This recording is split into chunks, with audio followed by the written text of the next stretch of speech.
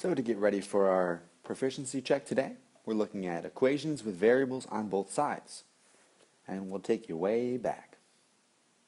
Looking at one-step equations, primarily we have four different types. In the top left here we have 2 multiplied by some unknown number, we'll call it x, is equal to 8. Or some unknown number plus 2 is 8, an unknown number minus 2 is 8, and an unknown number divided by 2 is 8. To get these variables, or the x's, by themselves, we do the opposite operations. For example, if x is being multiplied by 2, to cancel this 2 out, to get x by itself, we divide by 2. And because this is an equation, what we do to one side, we have to do to the other. And we end up with x is equal to 4. For this problem in the upper right, because we are adding 2 to x, to cancel this out, we do the opposite operation, and we subtract 2, giving us x equals 6.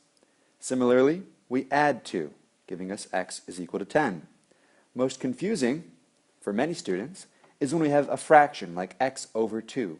Remember, the fraction bar really means division. So to cancel out division, we do multiplication. Similar to 2x divided by 2, we take divided by 2 and we multiply it by 2. So we're going to multiply both sides by 2, and we get x is equal to 16. The next type of equation we've been looking at is called a two-step equation. The reason being there's 2 steps to get x by itself. And typically it would look something like this. 2x plus 5 is equal to 15. Let's talk about what this 2 and 5 actually mean. The 2 is what's called a coefficient. It's being multiplied by x. And the 5 is what's called a constant. After we do our multiplication, we add 5.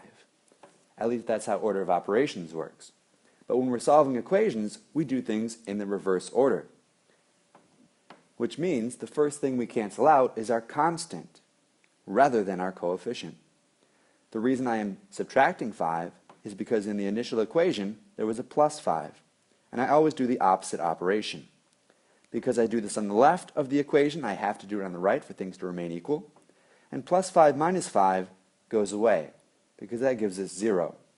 And there's not a lot of sense in writing 2x plus 0. That's the same thing as just 2x. On the right, 15 minus 5 is 10.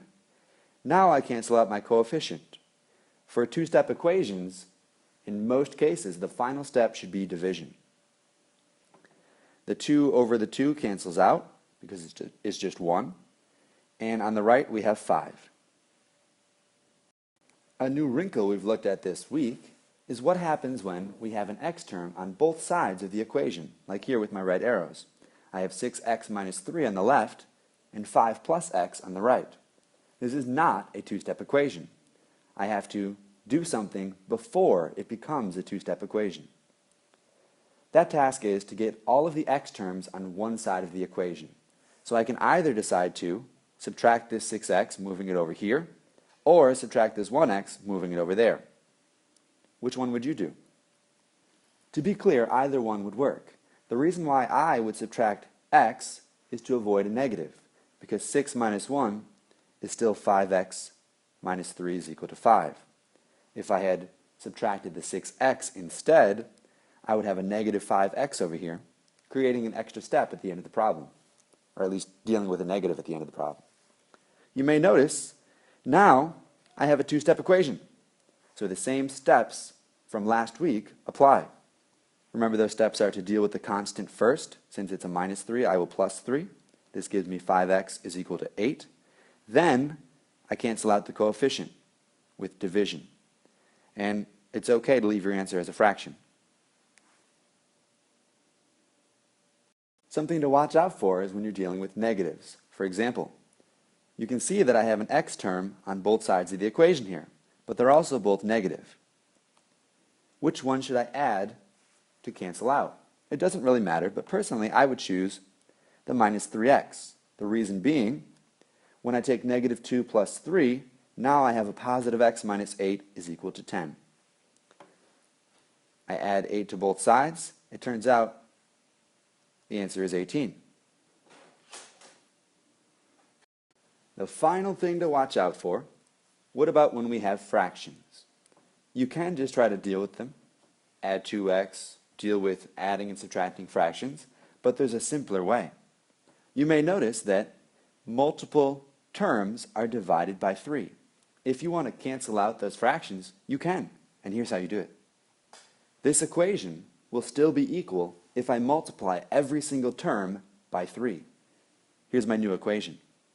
3x, because x times 3 is 3x, and then 2 divided by 3, when I multiply that by 3, the bottom part of the fraction goes away, and I'm just left with plus 2. Similar here, I'm left with negative 10, and negative 2 times 3 is a negative 6x. This is what I would recommend when we have a problem with fractions. That's how you can cancel them all out and make life simpler. So then we go back to the same techniques. We can add 6x to both sides. This gives us 9x plus 2 is equal to negative 10. We would subtract 2 from both sides. We would get 9x is equal to a negative 12. When we divide by 9, we would get x is equal to negative 12 ninths.